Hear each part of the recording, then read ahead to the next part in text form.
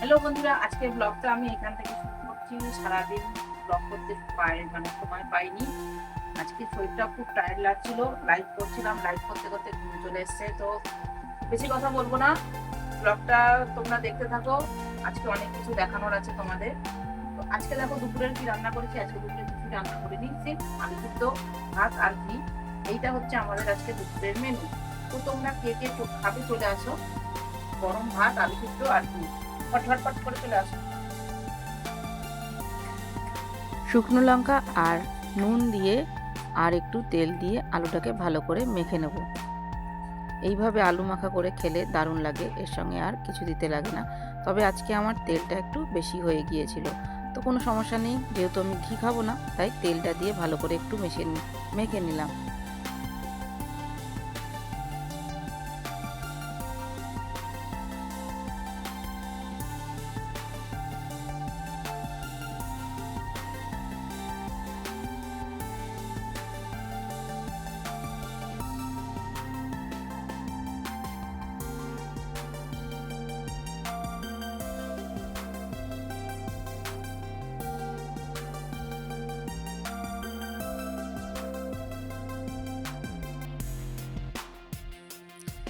আমাদের খাওয়া দাওয়া শেষ হয়ে গিয়েছে।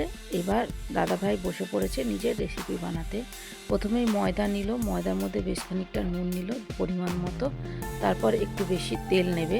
তেল দিয়ে ভালো করে ময়দাটাকে মেখে নেবে। আর ময়ামটা যাতে ভালো হয়, ময়ামটা যত ভালো হবে জিনিসটা তত খেতে ভালো হবে। তো তোমরা সঙ্গে থাকো আর দেখতে থাকো।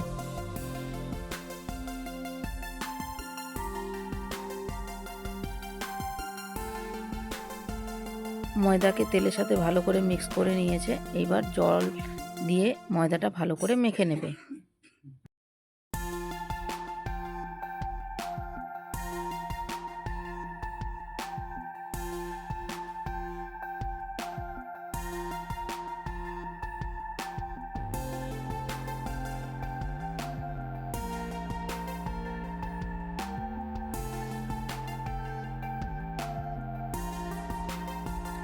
আমাদের ময়দা মাখা কমপ্লিট হয়ে গিয়েছে। ময়দাটাকে এবার রেস্ট করার জন্য রেখে দেবো। এবার দুপুরবেলা আলু সেদ্ধ করে রেখেছিলাম, সেই আলুগুলোকে ভালো করে ছাড়িয়ে নেব। তো এইখানে কতগুলো আলু আছে দেখে নাও, দাদাভাই একটা একটা করে সব আলু ছাড়িয়ে দেবে। ছাড়িয়ে তোমাদের দেখাচ্ছে। এই যে সব আলু ছাড়ানো হয়ে গেছে। এবার আলুগুলোকে হাত দিয়ে আস্তে আস্তে ভেঙে নিতে হবে।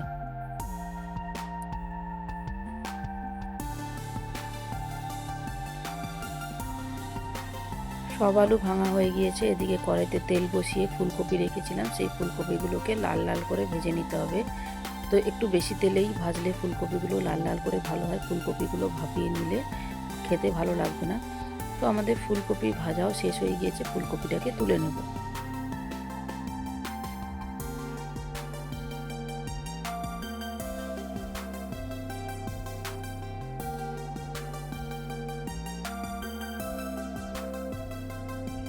ওই কড়াইয়ের মধ্যে দিয়ে দেবো জিরা ফোড়ন, তারপরে দেবো দুটো শুকনো লঙ্কা, তারপরে দেবো 4টে তেজপাতা, দিয়ে এটাকে ভালো করে একটু লাল লাল করে ভেজে নেব। ভাজা হয়ে গেলে একটু আদা বেটে রেখেছিলাম, সেই আদাটা ভালো করে একটু দিয়ে দেবো। আর মনে রাখবেন বন্ধুরা, আদাটাকে বেটেই দেবেন। আদাটাকে একটু গ্রেট করে দেওয়া হয়, সেই আদাটা কিন্তু জড়িয়ে যায়, যেটা আমার সাথে হয়েছে। তো কাঁচা লঙ্কা আর আদাটাকে দিয়ে ভালো করে কষিয়ে নিতে হবে। তারপরে এর মধ্যে চলে যাবে হলুদ গুঁড়ো, একটু পরিমাণ মতো নুন আর একটু স্বাদ মতো চিনি। তারপরে আলুটা দেখাতে পারলাম না দেওয়াটা, আলু সেদ্ধ যেটা ম্যাশ করে রাখা হয়েছিল সেটাকে দিয়ে ভালো করে কষিয়ে নিতে হবে। যত কষাবেন এর টেস্ট কিন্তু তত বেড়ে যাবে। কষানো হয়ে গেছে, তারপরে ফুলকপিটা রেখেছিল, সেই ফুলকপিটা তার মধ্যে দিয়ে দিল কিছু বাদাম ভাজা, আর দিয়ে দিল জিরের গুঁড়ো। এইগুলো দিয়ে ভালো করে একটু কষিয়ে নেবে।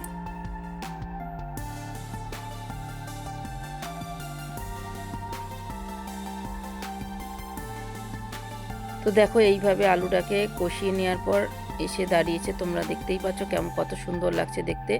এই যে এখানে ময়দার লেচি ছিল, লেচিগুলোকে এইভাবে লম্বা লম্বা করে বেলে নিতে হবে। তো তোমরা মনে হয় এতক্ষণে বুঝতে পেরেই গেছো যে কী রান্না আমাদের আজকে কী রান্না হবে।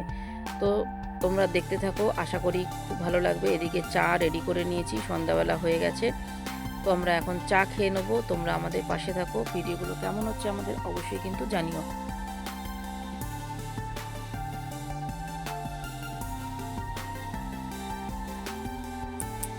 আমাদের ময়দাগুলো প্রায় বেলা হয়ে গেছে, কিছু ময়দা বেলা বাকি আছে, আগে দেখে নিই কতটা কি হচ্ছে। তো এইভাবে পুর করে তোমাদের দাদাভাই বানাচ্ছে সিঙ্গারা। বলছে অনেক দিন ধরে সিঙ্গারা খাওয়া হয়নি, তো চলো আজকে একটু সিঙ্গারা বানায়। কিন্তু সিঙ্গারা বানাতে গিয়ে যে এত খাটনি হয়েছে, তার থেকে মনে হয় 10 দিন পরে হলেও কিনে খাওয়াটা ভালো। তো সিঙ্গারাগুলো বানাচ্ছে, তোমরা একটু দেখে নাও।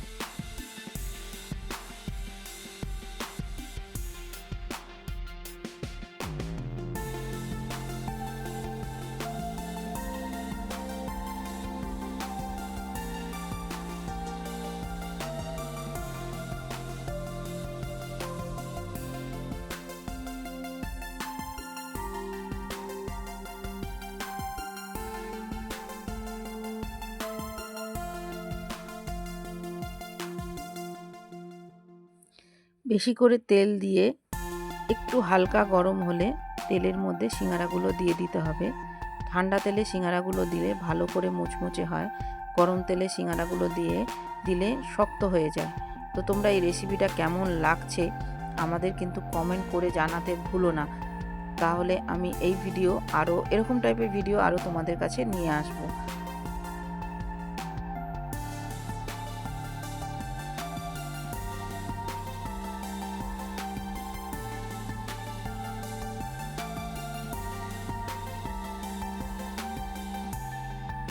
সিঙ্গারা ভাজা হয়ে গিয়েছে, এবার সিঙ্গারাগুলোকে তুলে নেব। তো বন্ধুরা, তোমরা বলো আমার ভিডিওগুলো কেমন হয়েছে। যদি ভিডিও ভালো লেগে থাকে অবশ্যই কমেন্ট করে শেয়ার করতে ভুলো না। আর তোমাদের কেমন লেগেছে, যদি আমার এই ভিডিও বানাতে কোনো মিস্টেক হয়ে থাকে বা কোনো সমস্যা হয়ে থাকে, তোমরা কিন্তু অবশ্যই আমাকে জানাবে যে এই ভিডিওর মধ্যে আরও কী হলে ভালো হতো বা ভিডিওটাকে কেমনভাবে তৈরি করলে ভালো হতো, তোমরা কিন্তু অবশ্যই জানিও। আজকের ভিডিওটা এখানেই শেষ করছি। ভালো থেকো, সুস্থ থেকো, টাটা, বাই বাই। আবারও দেখা হবে, সঙ্গে থেকো।